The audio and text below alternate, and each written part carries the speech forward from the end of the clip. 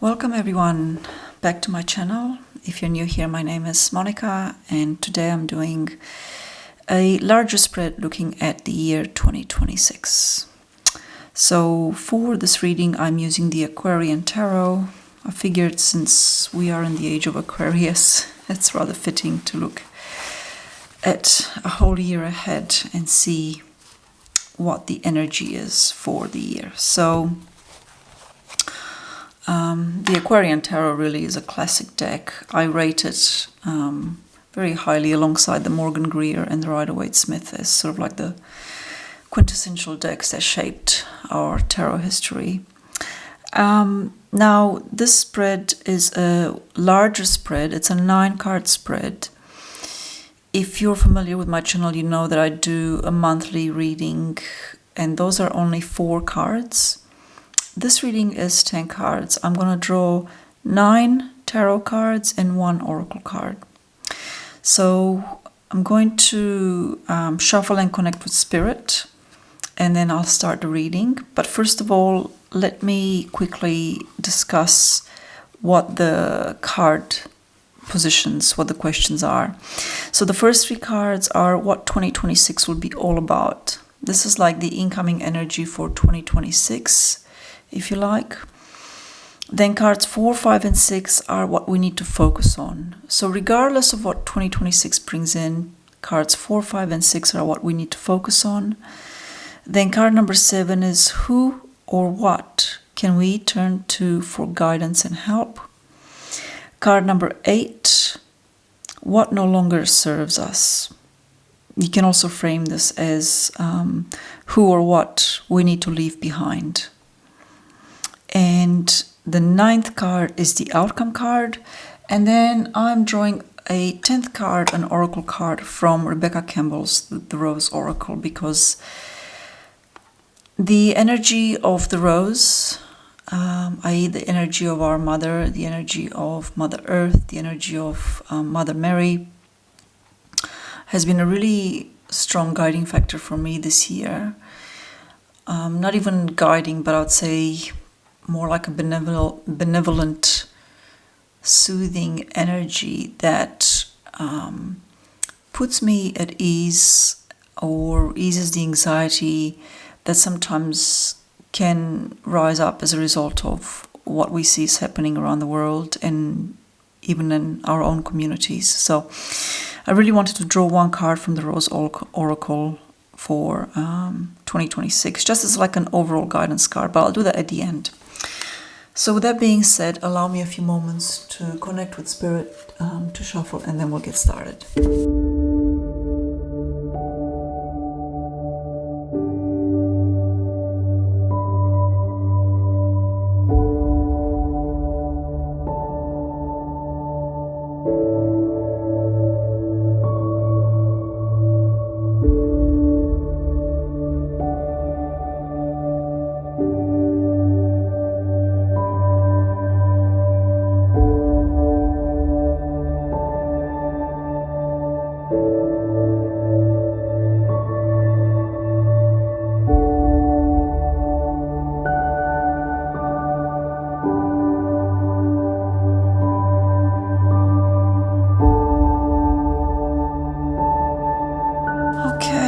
So,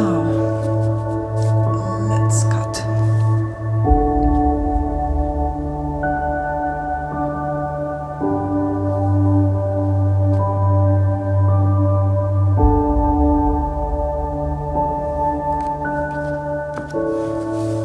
Righty, I'm just gonna have some water.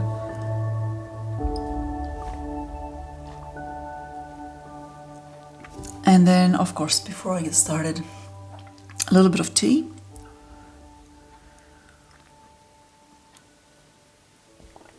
Rightio. So first 3 cards, what 2026 will be all about. So this is the incoming energy. We've got the 5 of Pentacles. Not the best start, but that's kind of also no surprise. The 3 of Swords. And the 8 of Swords. Oh goodness. you know, this combo at a global collective level really feels like the chicken's coming home to roost. We do have cards of material difficulty. All right, we've got cards. So this is literally financial difficulty. And honestly, I think that's already starting to be felt. But I think that will continue in 2026.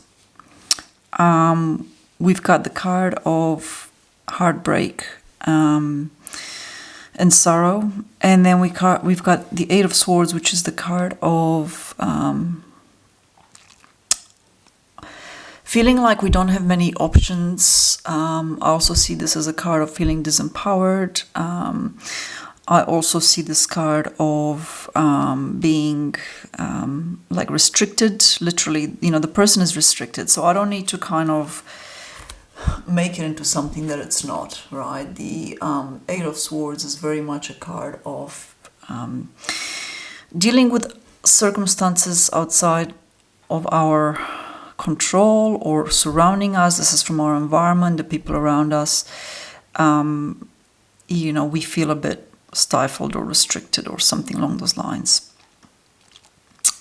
So this is the first time that I've had such a difficult incoming energy for a year. I mean, I haven't had anything like this in my monthly readings or even in my year readings. I can't help but wonder whether this is some of that Saturn Neptune energies, you know, when they're coming together in February. And I talked about this in a previous video, and I'm not a doom and gloom person. I mean, I'm very much aware that our collective history through the eons is absolutely brutal for the most part, and that the period of growth and prosperity that was experienced in the 60s, the 70s, the 80s, and even in the 90s was an anomaly in many ways, you know, and now people are having to face the current circumstances, which are vastly different to that time period. But, you know, for people that don't care about shopping and that don't care about, you know, superfluous, ostentatious displays of wealth or anything like that, it's really not an issue that's kind of going away. Nonetheless, what I already see and what I kind of feel is like this underlying energy of fear that's kind of percolating around. And I'm not sure whether that's fear because of the economic situation that's currently unfolding, or the political situation that is absolutely atrocious in many parts of the world. You know, or the fact that,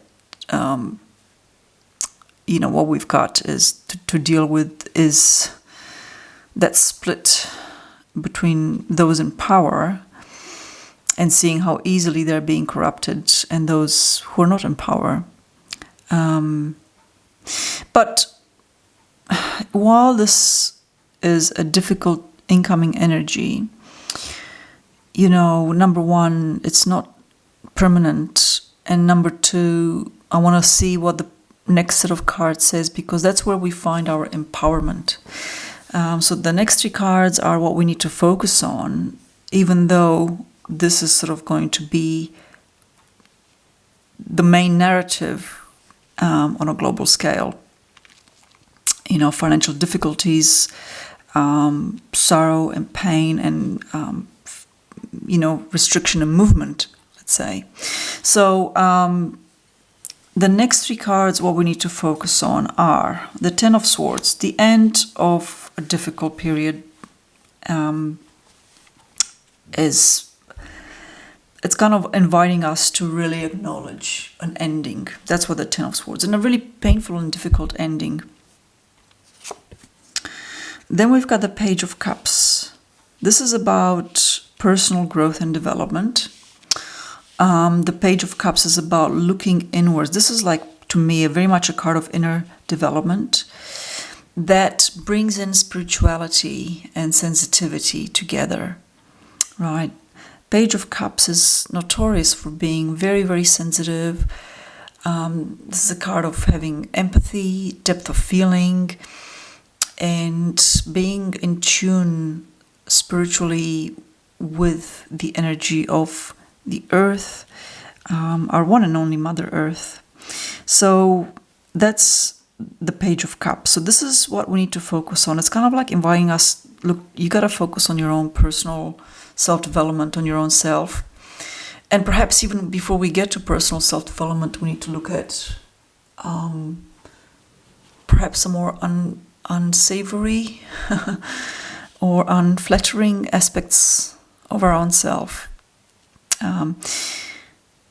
Anyone who's done any sort of psychology work or self-development work will know and will understand that quite often when people project onto the outer world things that they fear or they don't like in a very unpleasant way, it's really more about what's going on inside of themselves. And I kind of feel like this Page of Cups is really inviting us to deal with this, a really difficult ending in our lives. This is what we gotta focus on once again. It's like acknowledgement that there's an ending, but we look to our own development, understanding of our own selves, about who we are, what we value, I think that's a really, really important card. And then finally, we need to focus on the Ten of Cups. Oh, what a beautiful card. Gosh, I'm so glad to see this here. Tell you what, this is one of the most difficult readings I've done. And I'm really glad to see this right down to the rainbow, okay? Interesting, we've got 2 tens. So we're focusing on well and truly the completion of a cycle. When we get to number 10, it's the completion of a cycle that involves starting out with a difficult ending, an ending that we might not like, an ending that leaves us depleted and drained perhaps, like we've got nothing left to give. But then we do the inner work because we know this is like a phase. We know this is just not going to last. And we do the inner work, and then we come to, being in a position to focus on meaningful connections and relationships. That's what the Ten of Cups is here. We focus on people that uplift us, communities that uplift us. We find meaning and we focus on those that we resonate, are on the same level. We, focus on family and community are kind of like the keywords with the Ten of Cups. It is a card of emotional fulfillment. It is a very, very positive card in the tarot.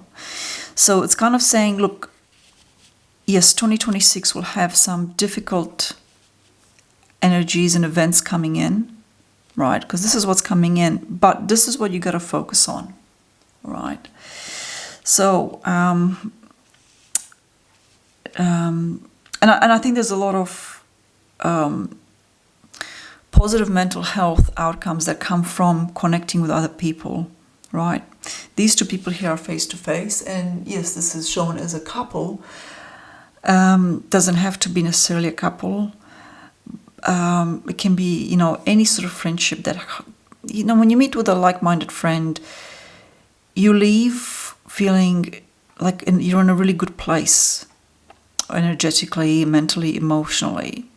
And so this card is asking us to focus on those connections, right? And make them, go out and about, attend, local community events, be with family, be with friends. That's really, really important. So that's the focus. This is what's coming in. This is the focus. And then who or what can we turn to for guidance and help? Right, let me just I've got to do something like that here. More tea.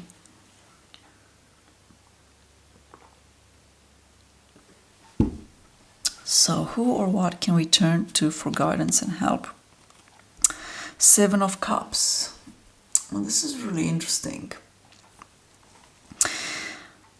I think that the Seven of Cups is asking us to have a vision, to have a dream, right?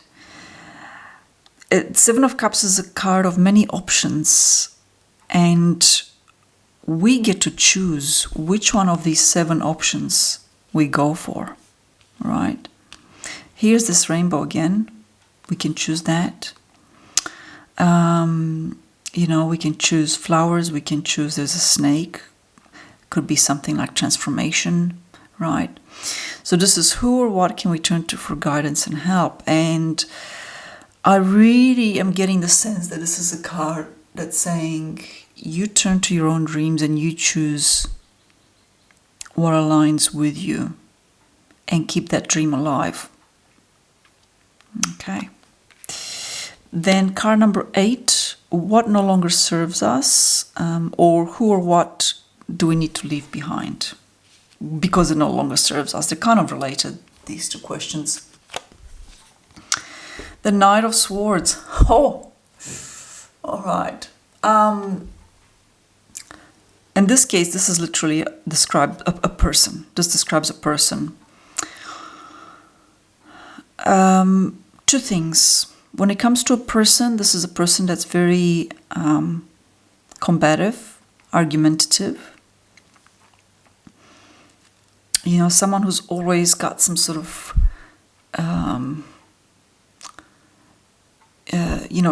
challenge that they wish to impart upon the world and share with everyone and, draw you into their battlefield. And we don't need that, people. Right, so, but this can also be aspects of ourselves that are argumentative and combative and, super direct, jarring, abrasive, right? This is certainly an invite to me. I recognize this personally, actually, because I have been very direct a couple of times this year, and I've come to realize that there's no point. People who should be really listening to what I'm trying to say don't, and get defensive and learn nothing from it. And so, a good friend gave me some really good advice on that, like, don't even bother. So I'm not going to bother. Don't try and attempt to make people see the truth, no matter, because the truth can be cutting too, right? There's the sword there. So it's a bit of a layered card, but it's certainly, when I got this, the first thing that I thought of is you gotta leave people that are, there's too much fighting, too much drama. That's the word I'm looking for. Really, too much drama. Like, everything is against us. Everything is a conspiracy theory. The whole world is against you. Everything is a scam. Everything is, a plan. It's just like we're leaving that behind, or it's being advised very strongly with regards to this no longer serves us and needs to be left behind. Okay. And maybe I should put 7, 8, and 9. Let's see, can you see that? Oh yeah, very good. And finally, so card number 9 is the outcome for the year. And we've got Knight of Pentacles. Gosh, what a different energy. Here's 2 knights. One we're leaving behind, but the second one, this is the outcome for the year. And I see the Knight of Pentacles as someone who is very, very,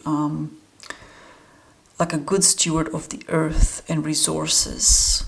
Someone who's very down to earth, very pragmatic, very in tune with nature. So it's kind of like there's the element of honing in our skill set or our ability to craft or create something. That's kind of like the outcome, but it's a very grounded outcome. So I really, really like that. I like seeing this Knight of Pentacles as the outcome for 2026. And then what I'm going to do is I'm going to draw one card from the Rose Oracle. This is the pocket edition.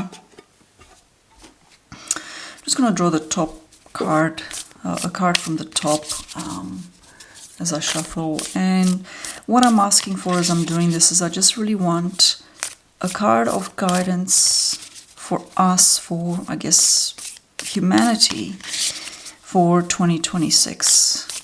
Right, a card to give us some hope or some guidance, some help throughout 2026. This is a card that we can turn to, and I'll be putting this one up on my little altar for quite some time. And just to serve as a reminder, in particular for the first 3 months of 2026, I think they're going to be challenging months. So I would like one card from this beautiful, beautiful oracle to serve as a guiding light or card of guidance for 2026. All right, let's have a look. Temple of the Rose, Sacred Power, Expression, Scarlet Codes. Let me just have a quick look at the booklet. Gosh, what a beautiful message from the Rose Pocket Oracle regarding the Temple of the Rose. So I'm going to read from it. For millennia, feminine power, expression, and wisdom have been suppressed. As a result, the feminine has been silenced, dismissed, and disrespected. We've become disconnected from the earth, the mother, and have stopped revering our elders. But times are finally changing, and we're all part of this change. Every time we honor our body, express our wisdom, share our voice, and connect with our sensuality, we heal the sacred thread of the feminine. Every time we call back our power, we heal the sacred thread of the feminine. Every time we come together in circle, we heal the sacred thread of the feminine. Every time we honor our cyclic nature and the cycles of nature, we heal the sacred thread of the feminine. Regardless of which gender you identify with, this is a card of calling back your power. It's a card of expressing your truth no matter what it is. It's a card of sharing your soul's voice and singing the song that you came here to sing. This is a card of activation. It's a call to action, and it's a remembrance. You're the child of the ancient goddess. As you express yourself, you express for all who could not. As you reclaim your power, you do so for all those who cannot. Each shackle you break through, you free those who are yet to come. Share your voice, sing in your song, dance your dance, reclaim your power. This is what you came here for. And the soul inquiry question is, how are you being called to call back your power, express your truth, and honor the cyclic nature within? And gosh, this is really powerful because this very much reminds me of my metamorphosis spread that I did before, because it's this time of my life, and I think of most women's lives, it's about empowerment, absolutely, and feeling that power rise within you, which is absolutely phenomenal, and honoring that and respecting that and working with that. So what a fantastic card to have as my guidance card for, well, as our guidance card for 2026. Is not just for me. And yes, I'll be keeping this in sight for quite some time. So there we have it, folks. 2026. I certainly hope that we all take the time to look after ourselves and to honor ourselves meaningfully, and to support the people that are working to create the kind of world that we wish to see, where empathy, compassion, and kindness and caring are not a weakness, but an absolute strength of being a human being. And I should also say that I would like to thank you all for being here with me. If you've made it this far, perhaps I should start my videos by thanking people first, because I know most people don't watch to the end. But anyway, here we are. Thanks so much for supporting my channel in 2025, and I look forward to another year with you next year in 2026. Until my next video, take care.